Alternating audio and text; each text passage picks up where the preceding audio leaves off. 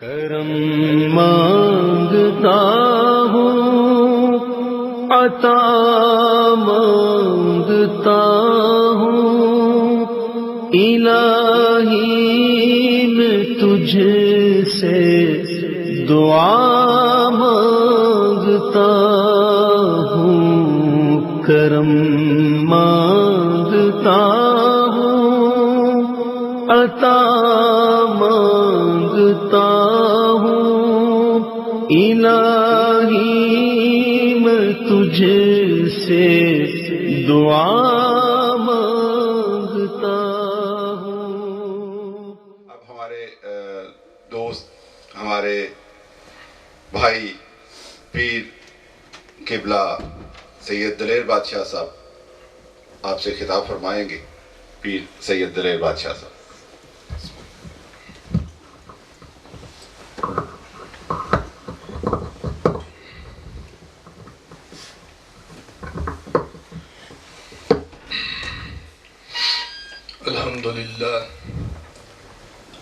الحمد للہ رب العالمین والعاقبۃ للمتقین، الصلاۃ والسلام علی سید المرسلین وعلی آلہ واصحابہ اجمعین، اما بعد فاعوذ باللہ من الشیطان الرجیم، بسم اللہ الرحمن الرحیم، الا ان اولیاء اللہ لا خوف علیہم ولا هم یحزنون، صدق اللہ مولانا العظیم وصدق رسوله النبی الکریم الامین، ان اللہ وملائکتہ یصلون علی النبی یا ایہا الذین آمنوا صلوا علیہ وسلموا تسلیما، بآواز بلند والصلاۃ والسلام علیک یا سیدی یا رسول اللہ وعلی آلک واصحابک یا سیدی یا حبیب اللہ۔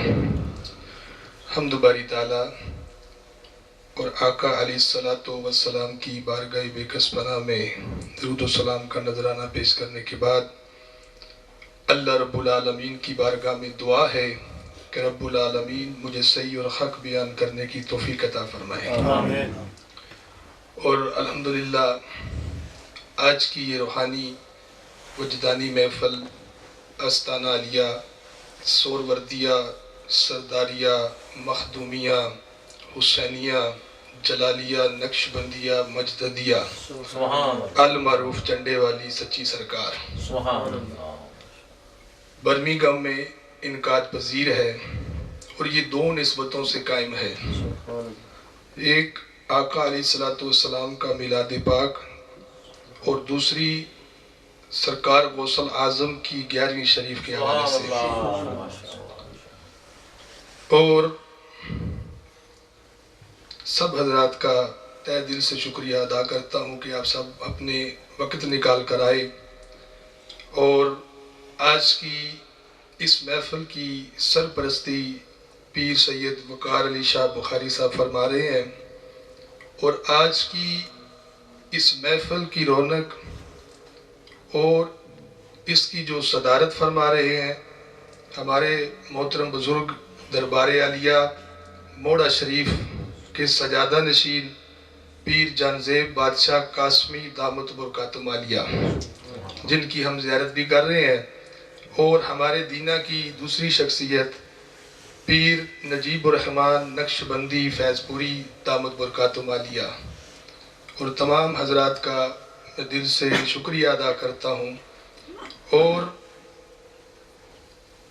جس کا جو موضوع میرے ذہن میں ہے اور جو عنوان جس کا میں نے انتخاب کیا ہے وہ یہ ہے کہ اولیاء کرام کا دربار خداوندی میں مرتبہ اور شان، کہ اولیاء کرام کا اللہ کی بارگاہ میں مرتبہ اور مقام کیا ہے۔ تو چند اشعار آپ کی نظر پھر اپنی گفتگو کا آغاز کرتا ہوں۔ ہم جو در آقا پہ جو سر اپنا جھکا لیتے ہیں، ہم جو در آقا پہ جو سر اپنا جھکا لیتے ہیں، سچ بتانا ارے دنیا تیرا کیا لیتے جب کہیں سے نہیں ملتی سکون کی دولت، تیرے دیوانے تیری محفل سجا لیتے ہیں۔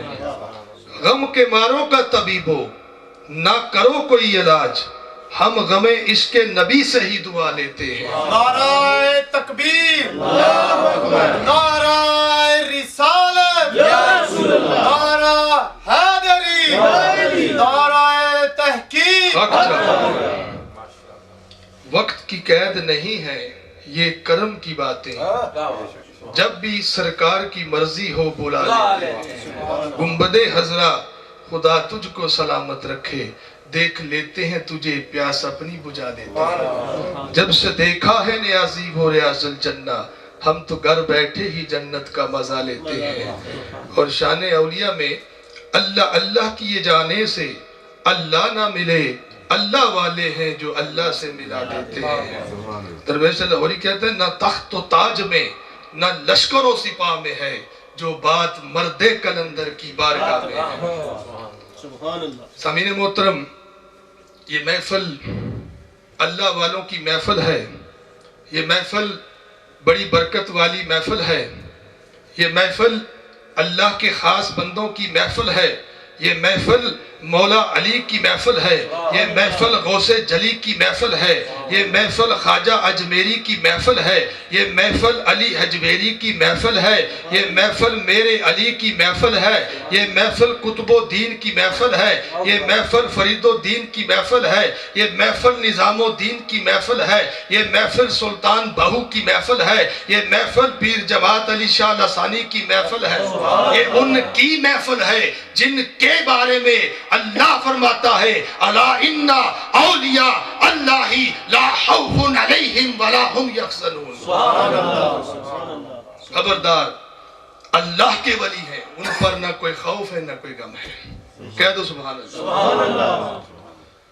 اور یہ جو اللہ کے ولی ہیں، ان کو پہچانیں گے کیسے؟ ان کی پہچان کیا ہے؟ اللہ نے یہ بھی بیان فرمایا ہے کہ میرے ولی کی پہچان یہ ہے، رب فرماتا ہے والذین یبیتون لربہم سجدا وقیاما، کہ میرے ولی کی نشانی یہ ہے کہ وہ ساری رات سجدے اور قیام میں گزار دیتے ہیں۔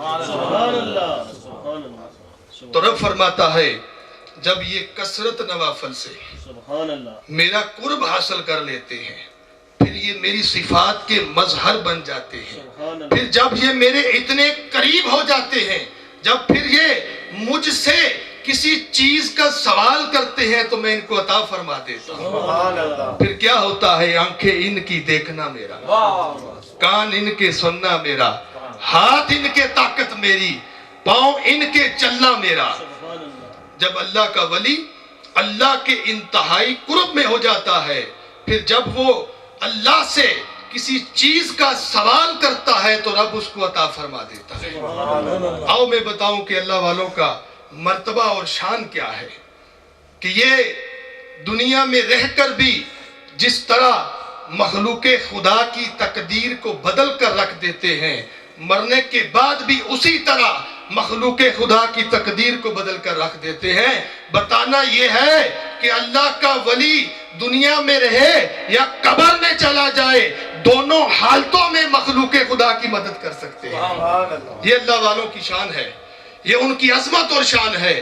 اور حضرت سیدنا عبادہ رضی اللہ عنہ سے روایت ہے، سرکار دو عالم صلی اللہ علیہ وآلہ وسلم نے ارشاد فرمایا کہ میری امت میں 30 ابدال ہیں جن کی برکت سے یہ زمین قائم ہے، اور جن کی برکت سے تم پر بارش برسائی جاتی ہے، اور جن کی برکت سے تمہاری مدد کی جاتی ہے۔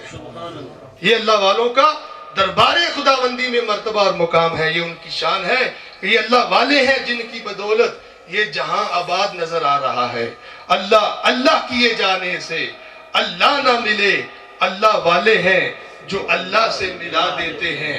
اور اللہ والوں کے ہاتھ میں جب بندہ ہاتھ دیتا ہے، آج ہم جب کسی پیر کی بیعت کرتے ہیں، مرشد بناتے ہیں، اور کسی کے ہاتھ میں، اللہ والے کے ہاتھ میں جب ہم اپنا ہاتھ دے دیتے ہیں تو اس کا فائدہ کیا ہوتا ہے؟ بعض لوگ سوال کرتے ہیں کیا فائدہ ہوتا ہے؟ اس کا فائدہ یہ ہوتا ہے کہ اگر کوئی بندہ اپنا ہاتھ کسی اللہ والے کے ہاتھ میں دے دے تو وہ شیطان سے محفوظ ہو جاتا ہے. شیطان اس پر اپنا حملہ نہیں کر سکتا، کیونکہ یہ جو اللہ والے ہیں یہ بندے کے ایمان اور تقوی کی حفاظت کرنے والے ہیں. یہ بندے کے ایمان اور تقوی کی حفاظت کرنے والے ہیں. آپ نے سنا ہوگا اکثر امام فخر الدین رازی رحمۃ اللہ علیہ کے بارے میں آتا ہے کہ آپ پر وقت نزاع تھا، موت کا وقت قریب تھا.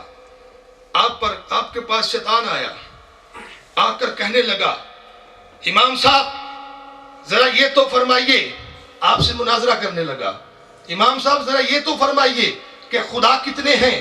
امام صاحب کہتے ہیں خدا ایک ہے. شیطان نے کہا دلیل دے. امام صاحب نے ایک دلیل پیش فرمائی، شیطان نے رد کر دی. دوسری پیش فرمائی، شیطان نے رد کر دی. تیسری پیش فرمائی، شیطان نے رد کر دی.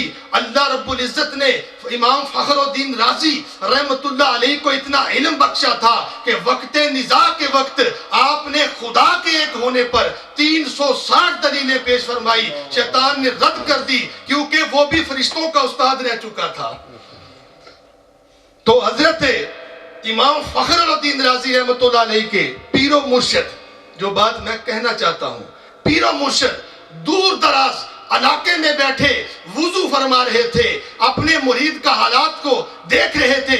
وہاں سے بیٹھ کر آپ نے آواز دی، اے رازی تو یہ کیوں نہیں کہہ دیتا کہ تو خدا کو بغیر دلیل کے ایک مانتا ہے؟ جب امام رازی نے یہ کہا تو شیطان چھوڑ کر بھاگ گیا. سبحان اللہ، سبحان اللہ. نعرہ تکبیر، نعرہ رسالت، نعرہ حیدری، نعرہ تحقیق، نعرہ غوثیہ. تو یہ فائدہ ہوتا ہے اللہ والوں کا کہ وہ بندے کے ایمان اور تقوی کی حفاظت کرتے ہیں. مولوی اشرف علی تھانوی صاحب لکھتے ہیں افضاتی یومیہ میں کہ حضور غوث الاعظم رضی اللہ عنہ کا ایک دھوبی تھا. جب وہ فوت ہوا تو منکر نکیر اس کے پاس آئے سوال کے لیے، سوال و جواب کے لیے. تو انہوں نے آ کر پوچھا کہ بتا تیرا رب کون ہے؟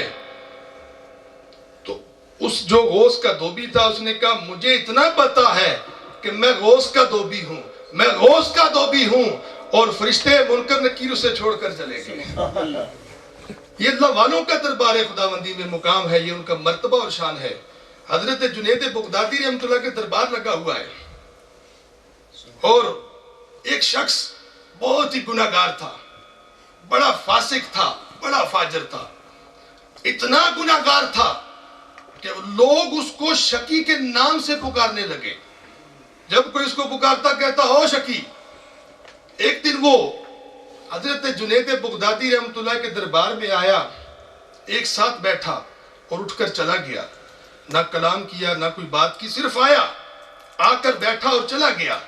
جب باہر نکلا تو حسب معمول اس کو کسی نے اور شقی کے نام سے پکارا تو خطف غیبی سے آواز آئی کہ اس بندے کو شقی پکارنے والے، اب یہ شقی نہیں رہا، اب یہ ایک ساتھ میرے ولی حضرت جنید کے دربار میں بیٹھ چکا ہے، اب یہ شقی نہیں بلکہ شہید ہو چکا ہے. سبحان اللہ، سبحان اللہ. یہ اللہ والوں کا دربار خداوندی میں مرتبہ ہے. سبحان اللہ. اسی طرح حضرت امام احمد بن حنبل کے بارے میں بھی آتا ہے کہ آپ ایک دن دریا دجلہ کے کنارے وضو فرمانے کے لیے بیٹھے تھے، وضو کر رہے تھے.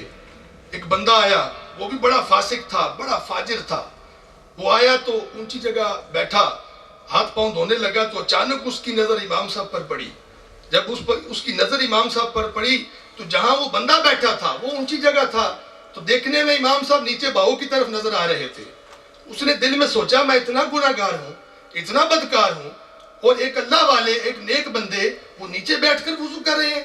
اس کے دل میں ادب آیا، بس وہاں سے اٹھا، نیچے آیا باہوں کی طرف، ہاتھ منہ دھو کر چلا گیا. جب وہ بندہ دنیا سے رخصت ہوا تو ایک نیک بزرگ نے اس بندے کو خواب میں دیکھا، پوچھا بتا تیرے ساتھ کیا معاملہ ہوا قبر میں؟ تو اس نے کہا کہ اللہ نے مجھے بخش دیا ہے. تو اس نیک بزرگ نے پوچھا کہ تو بڑا گناہگار تھا، تو بڑا بدکار تھا، اللہ نے تجھے کیسے بخش دیا؟ اس نے کہا ایک دن میں دریا پر ہاتھ پاؤں دھونے گیا اور میں نے حضرت امام احمد بن حنبل کا ادب کیا، اللہ نے اس ادب کی وجہ سے میری بخشش فرما دی۔ سبحان اللہ، سبحان اللہ۔ یہ اللہ والوں کا دربار خداوندی میں مرتبہ اور مقام ہے، یہ ان کی شان ہے۔ اور حضرت امام شورانی کو سیرہ فرماتے ہیں کہ یہ اولیاء، یہ علماء ائمہ، یہ بندے کے ہر مقام پر اس کی شفاعت کرنے والے ہیں، حتیٰ کہ جان کنی کے وقت، قبر میں سوال و جواب کے وقت اور پل صراط کے گزرنے کے وقت، ہر جگہ دنیا اور آخرت میں ان کی شفاعت، ان کی مدد کرنے والے ہیں۔ یہ اللہ والوں کا مرتبہ ہے، یہ ان کا مقام ہے۔ اور حضرت خواجہ خضرمی رضی اللہ عنہ کے بارے میں آتا ہے ایک دن آپ کا گزر ایک قبرستان سے ہوا، جب آپ وہاں سے گزرے تو دیکھا کہ قبر والوں پر عذاب ہو رہا ہے، سخت عذاب ہو رہا ہے۔ آپ رونے لگے، تھوڑی دیر کے بعد مسکرانے لگے۔ جو سامعین موجود تھے انہوں نے رونے اور ہنسنے کا سبب پوچھا تو آپ نے کہا کہ میں جب اس قبرستان میں آیا تو میں نے دیکھا قبر والوں پر سخت عذاب ہو رہا ہے، تو میں رو کر اللہ کے حضور دعائیں کرنے لگا، اللہ ان کی عذاب کو ان کو بخش دے، ان کے گناہوں کو معاف فرما دے۔ پھر جب میں نے دعا کی تو اللہ نے ان کی بخشش فرما دی، میری دعا کو قبول فرما لیا۔ اور ان قبر والوں کے ساتھ ایک عورت کی قبر تھی، اس نے کہا حضرت میں بھی ان کے ساتھ ہوں، میرے لیے بھی دعا کریں، میں گانے بجانے کا کام کیا کرتی تھی۔ تو حضرت کہتے ہیں میں اس لیے مسکرایا جب عورت نے مجھ سے کہا کہ میں بھی ان کے ساتھ ہوں اور میں گانے بجانے کا کام کیا کرتی تھی، تو میں نے کہا چل تو بھی بخشی جا۔ تو یہ اللہ والے ہیں کہ جس جگہ سے گزر جائے رب تعالیٰ وہاں پہ برکتیں فرما دیتا ہے، وہاں پر اپنے فضل و کرم کر دیتا ہے۔ اللہ والوں کے صدقے رب تعالیٰ بندے کی مشکلات کو آسان کر دیتا ہے، ان کی پریشانیوں کو دور کر دیتا ہے، کیونکہ جو اگر کوئی بندہ اللہ کے ولی کے چہرے کی طرف دیکھے وہ بھی ثواب ہے۔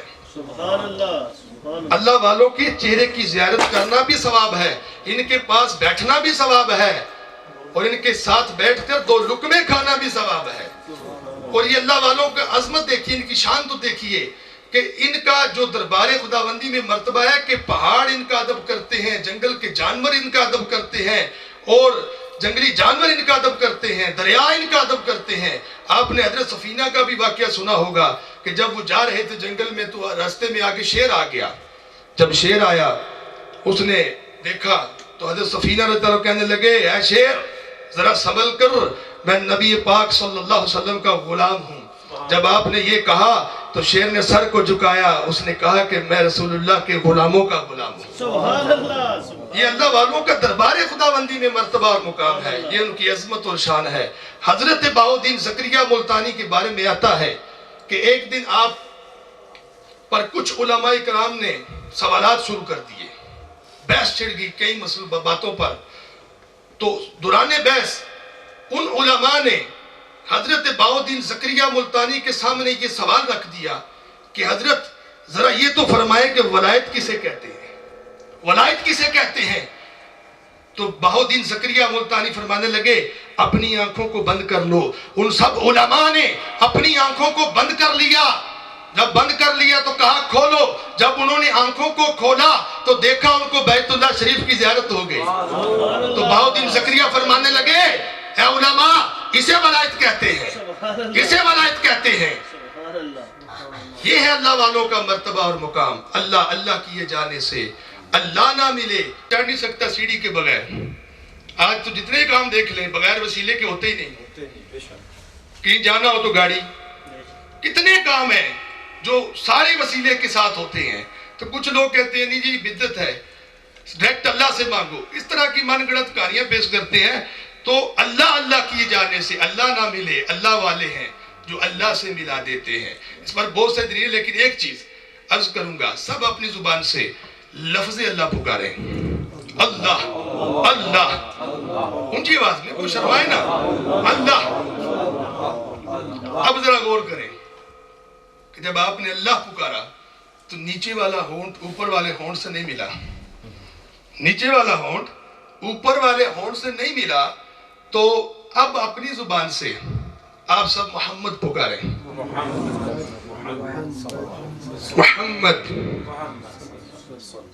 تو اب ذرا غور کریں آپ نے اللہ پکارا تو اللہ پکارتے وقت نیچے والا ہونٹ اوپر والے ہونٹ سے نہیں ملا تو پھر نیچے والا فرشی انسان عرش والے خدا سے ڈائریکٹ کیسے مل سکتا ہے؟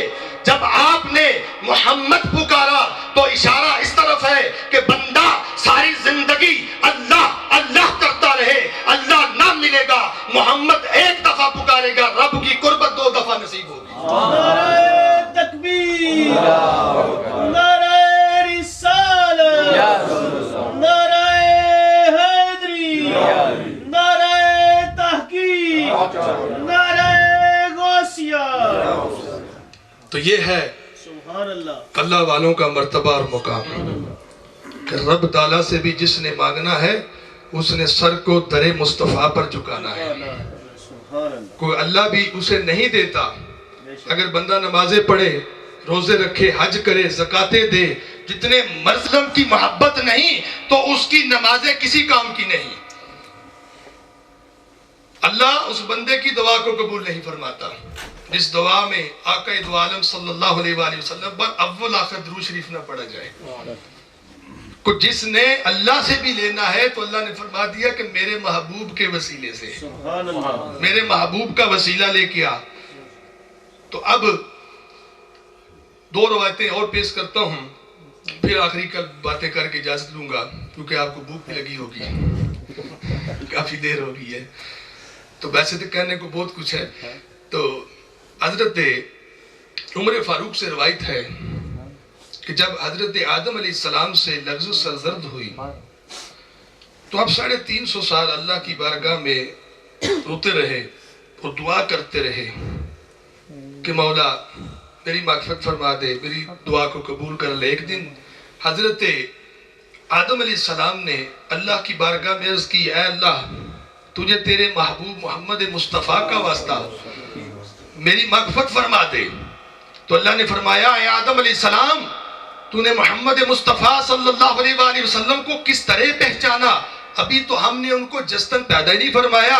آدم علیہ السلام عرض کرنے لگے، اے اللہ جس دن تو نے مجھے اپنے ہاتھوں سے بنایا، میرے اندر روح پھونکی، میں نے سر کو اٹھایا، ساقِ عرش پر لکھا دیکھا لا الہ الا اللہ محمد الرسول اللہ۔ اے اللہ میں جان گیا کہ جس کا نام تو نے اپنے نام کے ساتھ لکھ رکھا ہے وہ تیرا بڑا ہی پیارا محبوب ہے، اس لیے تیری بارگاہ میں تیرے محبوب کا واسطہ پیش کیا۔ تو رب نے فرمایا، اے آدم علیہ السلام، اے آدم علیہ السلام اگر محمد نہ ہوتے تو میں تجھے بھی پیدا نہ کرتا۔ اور دوسری روایت میں ہے کہ آدم علیہ السلام اگر تو میرے محمد کے وسیلہ سے تمام کائنات اور زمین والوں کے لیے، آسمان و زمین والوں کے لیے بخشش کی دعا کرتا تو میں سب کی بخشش اور مغفرت فرما دیتا۔ اور دوسری روایت ہے، حضرت انس بن مالک فرماتے ہیں جب حضرت علی کی والدہ پاک فاطمہ بنت اسد کا انتقال ہوا تو حضور تشریف لائے، آ کر ان کے سرانے بیٹھ گئے اور فرمانے لگے کہ اے فاطمہ بنت اسد، میری ماں کے بعد آپ میری ماں کے قائم مقائم تھے۔ پھر آپ نے اپنی قمیض مبارک دی ان کو کفن کے ساتھ پہنانے کے لیے، پھر لخت تراشنے کا حکم دیا، پھر حضور نے خود بھی لخت کو تراشنے میں اپنے ہاتھوں سے کام کیا۔ جب قبر تیار ہوگی تو حضور اس میں لیٹ گئے اور فرمانے لگے، اے اللہ تو زندہ کرتا ہے، تو موت دیتا ہے، تو زندہ ہے واللہ، اے اللہ تو میرے وسیلے سے اور پہلے نبیوں کے توسط سے فاطمہ بنت اسد کی مغفرت فرما دے۔ سبحان اللہ، سبحان اللہ۔ پھر آپ نے ان کا جنازہ پڑھا کر ان کو خود لخت میں اتارا۔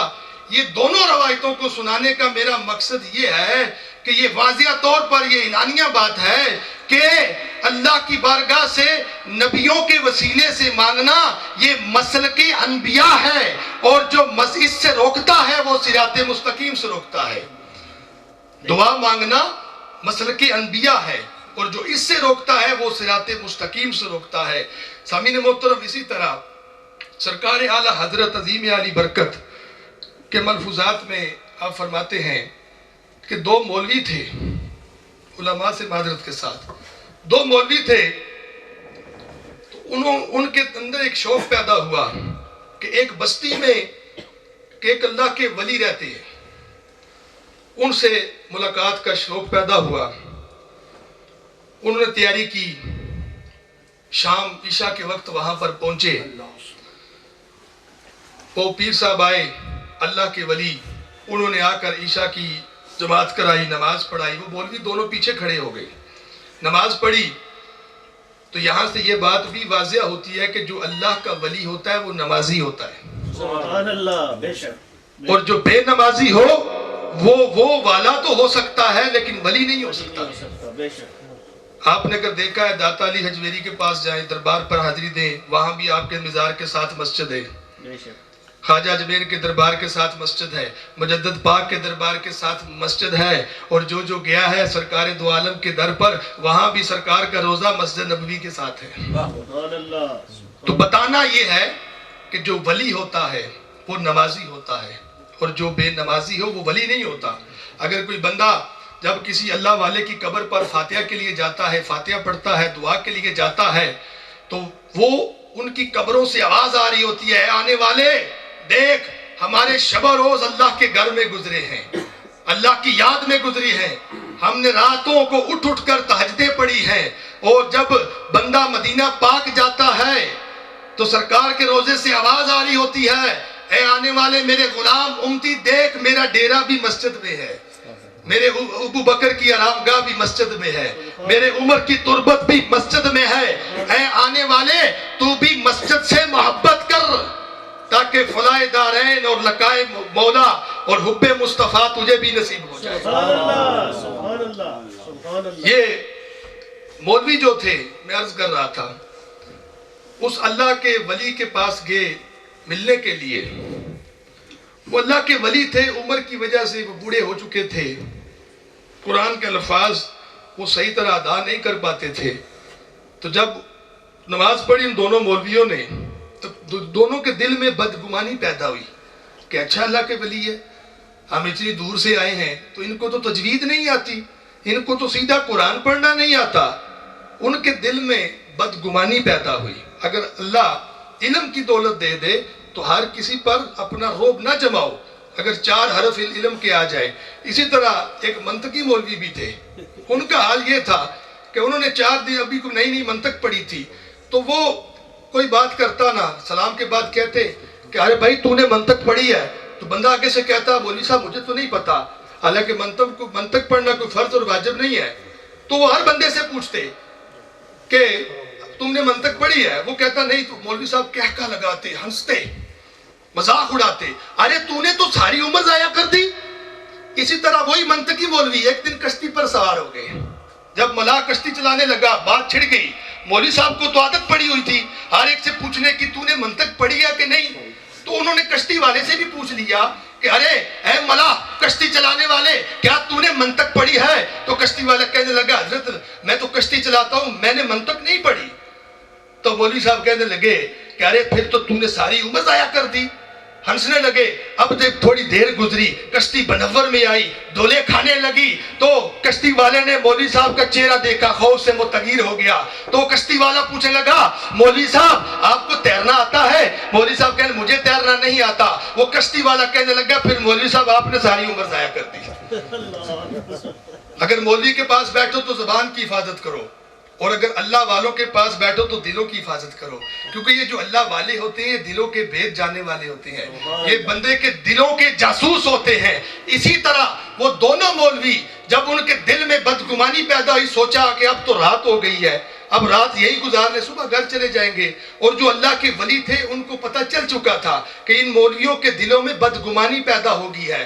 تو آپ نے میزبانی کے حق کو ادا کرتے ہوئے ان کو کچھ نہ کہا. جب صبح ہوئی وہ مولوی جانے لگے تو ساتھ ایک نہر تھی, وہاں انہوں نے سوچا کہ نہا کر جائیں.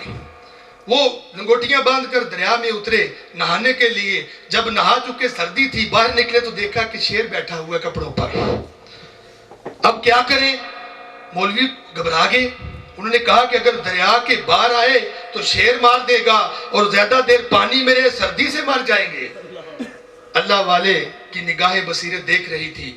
آپ باہر آئے, آ کر شیر کو کان سے پکڑا اور کہا اے شیر میں نے تمہیں کتنی دفعہ کہا ہے کہ میرے مہمانوں کو تنگ نہ کیا کرو. تو پھر جب آپ نے ایسا کیا, شیر کو ایک تماچا لگایا, وہ دم دبا کے بھاگ گیا. مولوی صاحبان باہر آئے, تو حضرت فرمانے لگے اے مولویو بدگمانی نہ کیا کرو، تم نے زبان سیدھی کر رکھی ہے، ہم نے دل سیدھے کر رکھی ہے۔ سبحان اللہ سبحان اللہ یہ ہے اللہ والوں کا مرتبہ۔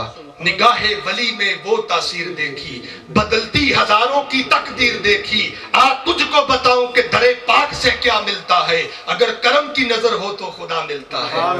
پیر میرے علی شاہ رحمت اللہ علیہ ایک دن عصر کی نماز پڑھا کر بستی سے باہر آئے، دو آدمی مل گئے، پوچھا کدھر جا رہے ہو؟ انہوں نے کہا سرکار مدینے جا رہے ہیں جو گجرات کے قریب ہے۔ آپ نے فرمایا تم اس مدینے کیوں نہیں جاتے جو جنت سے افضل ہے؟ انہوں نے کہا سرکار ہم غریب ہیں، ہمارے اتنے وسائل نہیں ہیں۔ تو حضرت پیر میری علی شاہ رحمت اللہ علیہ کے چہرے پر جلال فقر رقص کرنے لگا۔ آپ نے فرمایا وہ نظر اٹھا کر سامنے دیکھو، جب ان دونوں نے سامنے دیکھا تو روضہ مصطفیٰ سامنے نظر آ رہا تھا۔ سبحان اللہ سبحان اللہ۔ یہ اللہ والوں کا مرتبہ ہے دربار خداوندی میں، یہ ان کا مقام ہے، یہ ان کی عظمت اور شان ہے۔ یہ اللہ والے ہیں جو اللہ سے ملا دیتے ہیں، یہ اللہ والے ہیں جو اللہ سے ملا دیتے ہیں۔ اور سرکار غوث اعظم تو ولیوں کے سردار ہیں، آپ کی تو عظمت کے کیا کہنے۔ آپ کی ولادت ہوئی جیلان شریف میں، جس رات آپ کی ولادت ہوئی تو جتنی عورتوں کے گھر اس رات بچے پیدا ہونے تھے، سرکار غوث پاک کے صدقے اللہ نے سب کو لڑکی عطا فرمائے، اور سب کے سب اللہ کے ولی پیدا ہوئے، سب کے سب اللہ کے ولی پیدا ہوئے۔ یہ غوث اعظم کی عظمت اور شان ہے کہ اور آپ کے بارے میں آتا ہے کہ جب آپ کی ولادت ہوئی تو یکم رمضان مبارک کی شب تھی، پہلا روزہ شروع ہوا تو آپ کی والدہ فرماتی ہیں کہ حضرت غوث اعظم نے سحری سے افطاری تک میرا دودھ نہ پیا، یعنی کہ آپ روزے سے رہا کرتے تھے۔ سبحان اللہ سرکار غوث اعظم کی تو شان ہی نرالی ہے، آپ کی عظمت اور شان کے کیا کہنے۔ ایک عورت آپ کے دربار میں آ جاتی ہے، آ کر کہتی ہے یا غوث اعظم میری 3 لڑکیاں ہیں، لڑکا کوئی نہیں ہے، آپ دعا فرمائیں۔ سرکار غوث اعظم نے فرمایا بی بی جا گھر جا کر دیکھ۔ جب وہ عورت کہتی ہے میں جب گھر گئی تو دیکھا کہ وہی 3 لڑکیاں لڑکا بن چکی تھی۔ یہ سرکار غوث اعظم ولیوں کے سردار کی شان ہے کہ جن کا قدم ہر ولی کی گردن پر ہے۔ اگر کوئی ولی بغداد جائے اور وہاں سرکار کے روزے پر حاضری نہ دے تو اس کی ولایت اسی وقت سلب کر لی جاتی ہے۔ یہ سرکار غوث اعظم کی شان ہے، یہ ان کی عظمت اور شان ہے۔ سرکار غوث اعظم کے پاس اسی طرح ایک بندہ آیا، آ کر عرض کرنے لگا یا غوث اعظم میری بیوی کو مرگی کا دورہ پڑتا ہے، کچھ کیجئے۔ آج کے کوئی پیر ہوتے تو کہتے یہ تویز لے جو کان کے ساتھ باندھو۔ سرکار غوث اعظم نے فرمایا کہ جا اپنی بیوی کے کان میں جا کر کہہ دے کہ تجھے غوث پاک کا حکم ہے کہ کہیں دور چلی جا۔ وہ بندہ کہتا ہے کہ جب میں گھر گیا میں نے جا کر اپنی بیوی کے کان میں کہا کہ اے مرگی میری بیوی کو چھوڑ دے، تجھے غوث پاک کا حکم ہے۔ وہ بندہ کہتا ہے پھر ساری زندگی جب تک میری بیوی زندہ رہی اس کو مرگی کا دورہ نہیں پڑا۔ سبحان اللہ سبحان اللہ۔ یہ سرکار غوث اعظم ولیوں کے سردار کی شان ہے، یہ ان کی عظمت ہے۔ اور سرکار غوث اعظم ایک فرماتے ہیں کہ ایک دن میں بغداد میں تخت پر بیٹھا ہوا تھا، حضور علیہ السلام کی زیارت سے باب شرف ہوا اور میں نے دیکھا کہ سرکار دو عالم کے ساتھ حضرت موسیٰ علیہ السلام بھی ہیں۔ جب سرکار دو عالم نے مجھے دیکھا اور موسیٰ علیہ السلام سے فرمانے لگے اے موسیٰ علیہ السلام کیا تمہاری پوری امت میں اس شان کے لائق کوئی آدمی ہے؟ تو غوث پاک فرماتے ہیں موسیٰ علیہ السلام نے مجھے دیکھ کر کہا کہ نہیں لان نہیں۔ تو پتہ یہ چلا کہ پہلے نبیوں کی جو امتوں کے ولی تھے ان سے حضور کی امت کے ولی افضل قرار پائے ہیں۔ سبحان اللہ۔ نعرہ تکبیر، نعرہ رسالت، نعرہ تحقیق، نعرہ غوثیہ۔